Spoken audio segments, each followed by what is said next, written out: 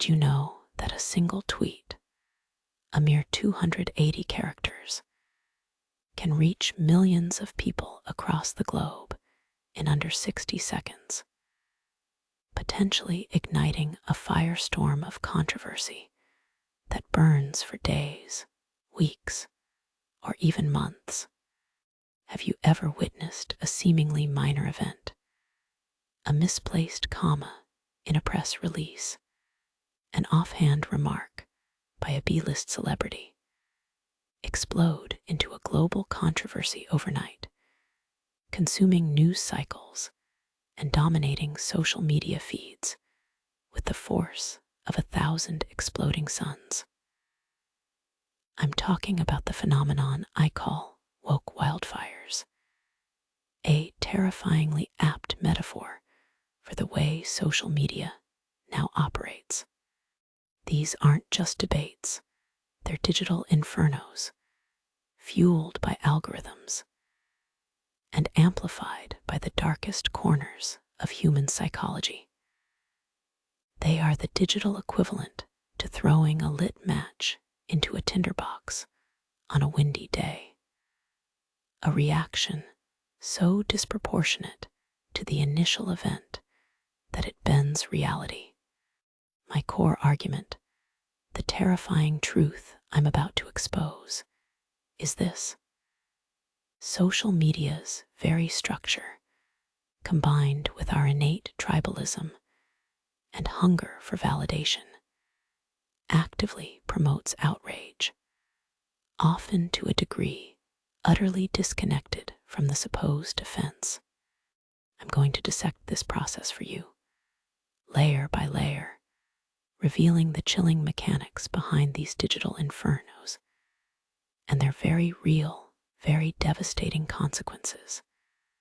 Consequences so severe that they make you wonder if we have lost our collective minds. We'll delve into the suffocating darkness of cancel culture, the bloodthirsty frenzy of online pile-ons, and even the insidious weaponization of wokeness itself, where the language of justice is twisted into a blade used to silence and destroy. Prepare yourself, because what you're about to learn will challenge everything you thought you knew about online discourse and the future of free expression. The spark, igniting the woke wildfire. It all begins with a spark, doesn't it? A seemingly harmless flicker that, under the right, or rather wrong conditions, explodes into a raging inferno. We're not talking about literal fire, of course, but something far more insidious, the woke wildfire, and the sparks that ignite these digital conflagrations. Often they are unbelievably, almost comically, trivial. The nature of the spark, ambiguity is the tinder. Think about it. A celebrity posts a picture wearing an outfit that might be considered cultural appropriation by some. A comedian tells a joke that could be interpreted as offensive, depending on your perspective. A company releases an advertisement that vaguely resembles something someone, somewhere, might find objectionable. These aren't blatant acts of malice. They're often ambiguous situations, open to multiple interpretations. And that's precisely the problem. It's in this ambiguity, this gray area of potential offense, that the woke wildfire finds its fuel. It's not about actual harm. It's about the perception of harm, the possibility of harm, the suggestion of harm. A single tweet, a fleeting Instagram story, a carelessly worded comment, these are the sparks. They're often unintentional, even well-meaning, but in the hypersensitive, hyper-connected world of social media, intent is irrelevant. Impact is everything, and impact is determined by the most outraged voices. For instance, remember the incident with the clothing brand that released a line of sweaters with what some would say was a completely unoffending, normal design. A tiny, vocal minority on Twitter decided it was reminiscent of a historical symbol of oppression, a connection no one had made until that moment. The outrage machine kicked into gear, and within hours, the brand was trending, not for its new collection, but for being insensitive and tone deaf.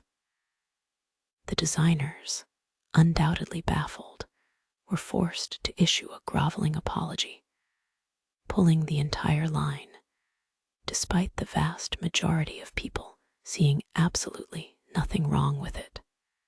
This is the power of the ambiguous spark. Algorithm amplification, throwing gasoline on the embers. But a spark alone isn't enough. It needs oxygen. It needs fuel to spread. And that's where the insidious algorithms of social media platforms come in. These algorithms are not neutral arbiters of information. They are designed to maximize engagement. And what drives engagement? Controversy, outrage, conflict. When someone posts something that triggers even a hint of outrage, the algorithm senses it. It sees the likes, the shares, the angry comments flooding in. And what does it do? It amplifies it. It pushes that content to more and more people, creating a viral vortex, a swirling echo chamber of outrage. The algorithm doesn't care about truth, fairness, or context. It cares about keeping you glued to your screen. And nothing does that better than a good old-fashioned online witch hunt. Imagine a digital town square, where the town crier is a robot programmed to shout the most inflammatory gossip, regardless of its accuracy. That's social media. The algorithm is constantly scanning for the slightest whiff of outrage, and once it finds it, it blasts it through a megaphone, ensuring everyone hears it, whether they want to or not. This creates a feedback loop. Outrage generates engagement.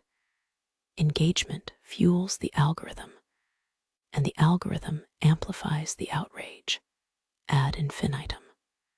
The role of influencers, the arsonists of the internet. Now, add fuel to the fire. Enter the influencers, the self-proclaimed arbiters of morality, the super spreaders of outrage. These individuals, with their massive followings, wield immense power. They can take that initial, ambiguous spark and transform it into a raging blaze with a single, carefully crafted post.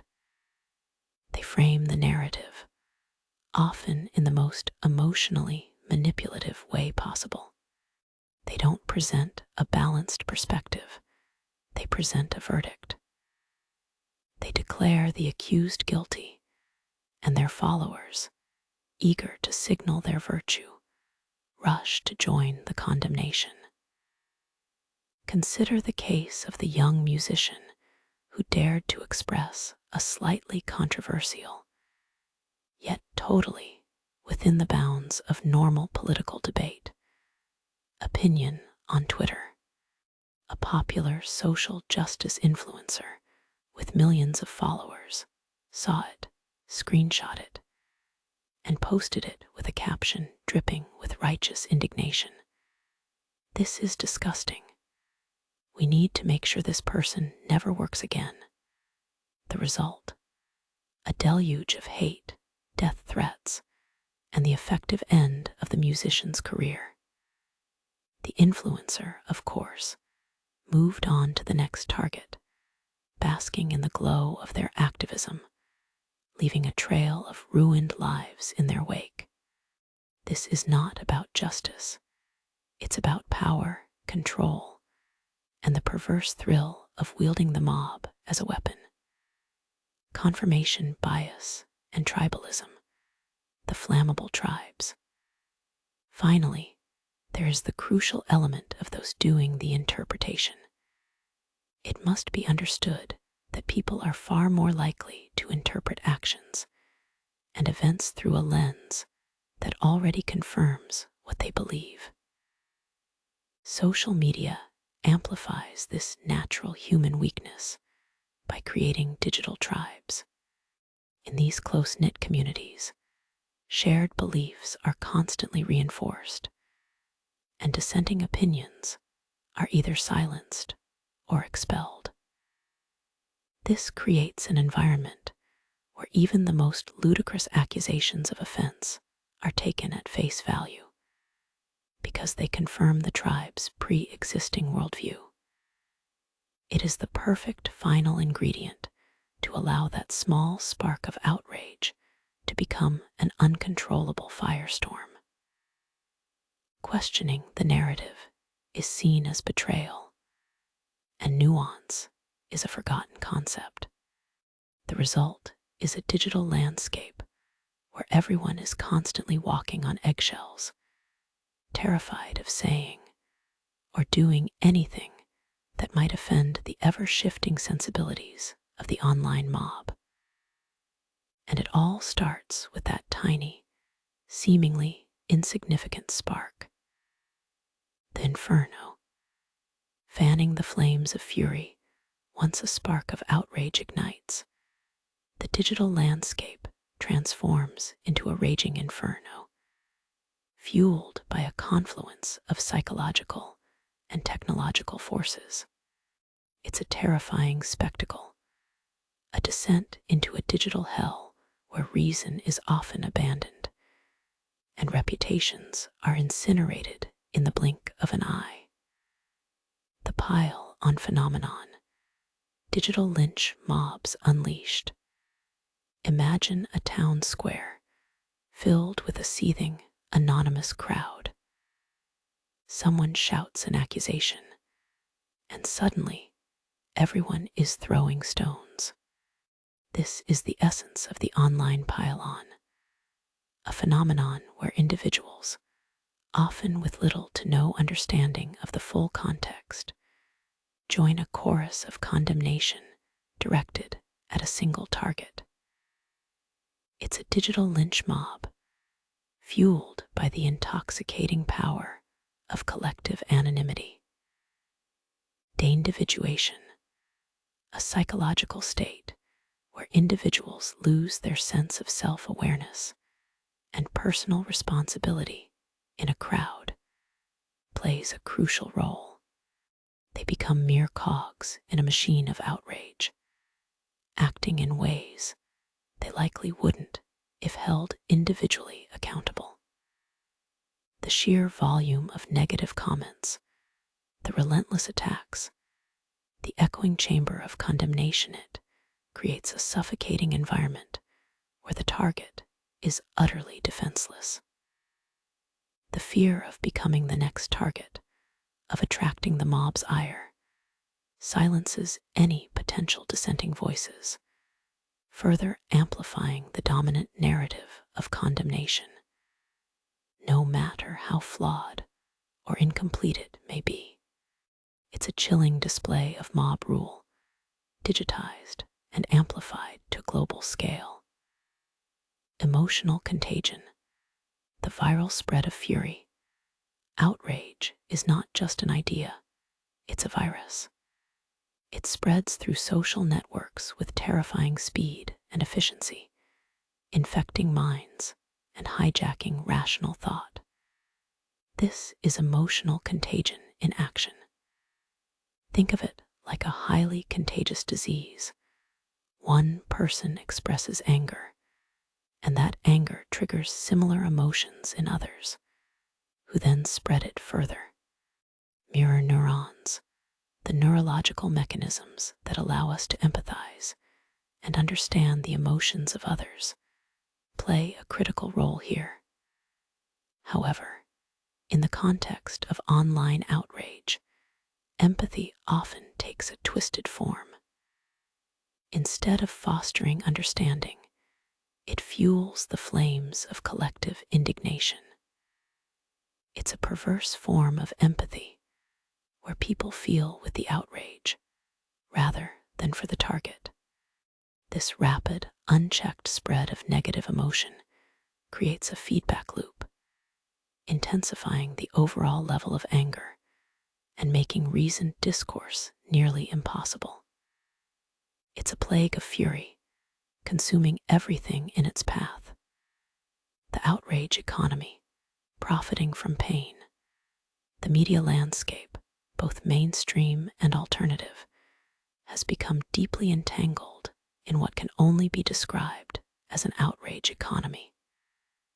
Clicks, views, and shares are the currency of this realm, and nothing generates those quite like outrage. Media outlets, driven by the relentless pursuit of profit, often prioritize sensationalism and inflammatory rhetoric over nuanced reporting and thoughtful analysis. They are the moral outrage merchants, peddling indignation for profit. Headlines are crafted to maximize emotional impact, often sacrificing accuracy and context in the process. Clickbait catastrophes become the norm, as stories are deliberately framed to provoke the strongest possible reaction. This perverse incentive structure rewards those who can most effectively fan the flames of fury, creating a media environment that is perpetually primed for the next explosion of online outrage. It's a cynical exploitation of human emotion, a system that profits from the destruction of reputations and the erosion of civil discourse. Cancel culture and its consequences. The digital guillotine. Cancel culture is the modern-day equivalent of the guillotine, a swift and brutal form of social execution. It's the practice of publicly shamming, ostracizing, and ultimately canceling individuals deemed to have transgressed some perceived social norm.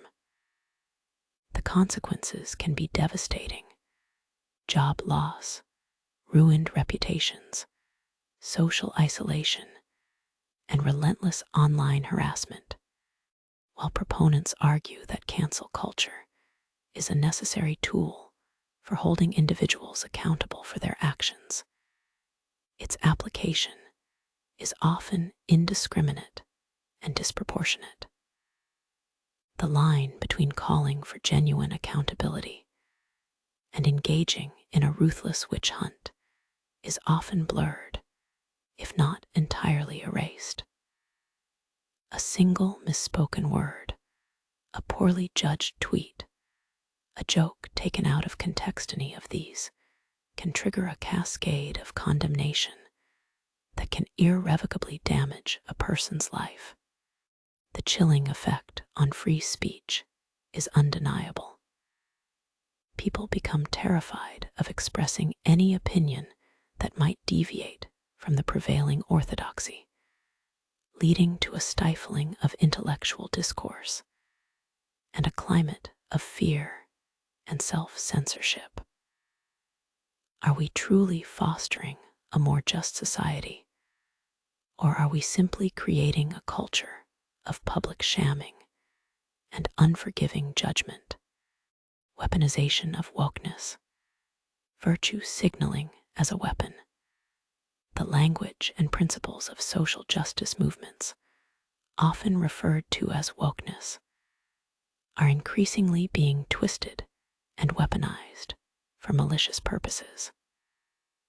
What began as a genuine effort to address systemic inequalities and promote inclusivity is now, in some instances, being used as a tool for silencing dissent, settling personal scores, and gaining social capital.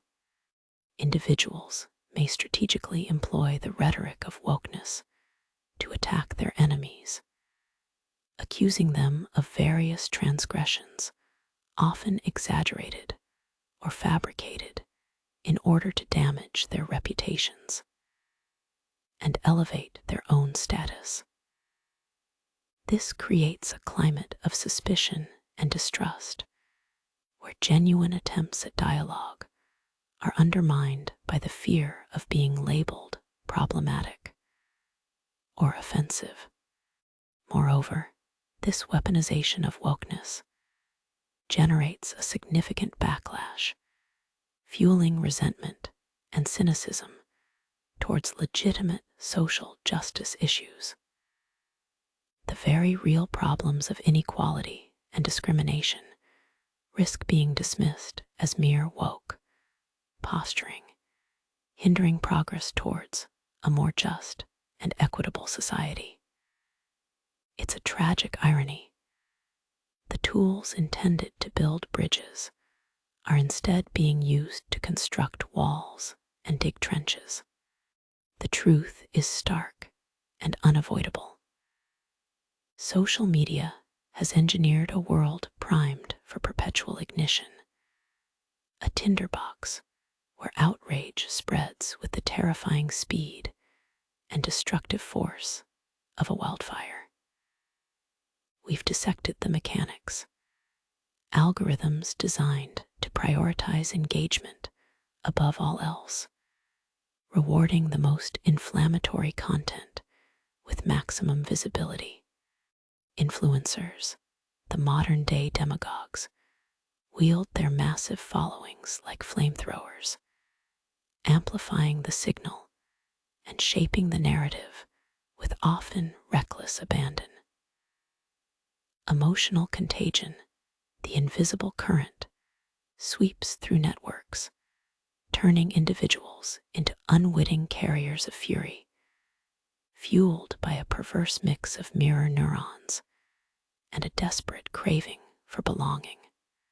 And finally, the outrage economy, a monstrous creation of clickbait headlines and moral posturing, where media outlets, both established and fringe, profit from the chaos, incentivized to fan the flames higher and higher. Are we becoming addicted to outrage? Is this constant state of digital indignation our new normal? A drug, providing a fleeting sense of righteous power, a false sense of community built on shared hatred. The question hangs in the air, thick with the smoke of 1,000 burning controversies. We must break free. The time for passive consumption is over. We need a revolution of critical thinking, a widespread adoption of media literacy that inoculates us against the manipulation. We must learn to recognize the algorithmic traps, the influencers' subtle cues, the emotional triggers designed to bypass our reason. We must cultivate the strength to resist the seductive pull of the online mob, the intoxicating allure of joining the pile-on. We must actively practice empathy, seeking to understand, even especially when we vehemently disagree. The consequences of inaction are catastrophic. Unchecked woke wildfires are not just burning reputations, they're scorching the very foundations of our society. Free speech, already under siege, is withering under the constant threat of cancellation. Genuine dialogue is replaced by performative outrage. The ability to engage in reasoned debate, to disagree without demonizing, is eroding before our eyes. Ultimately, the fabric of democracy itself, dependent on open discourse and the free exchange of ideas, is threatened by this relentless cycle of digital fury. Will we control the flames, develop the iron will, and steel discipline needed to resist these destructive forces? Or will they consume us all, leaving behind only ashes and the bitter taste of regret?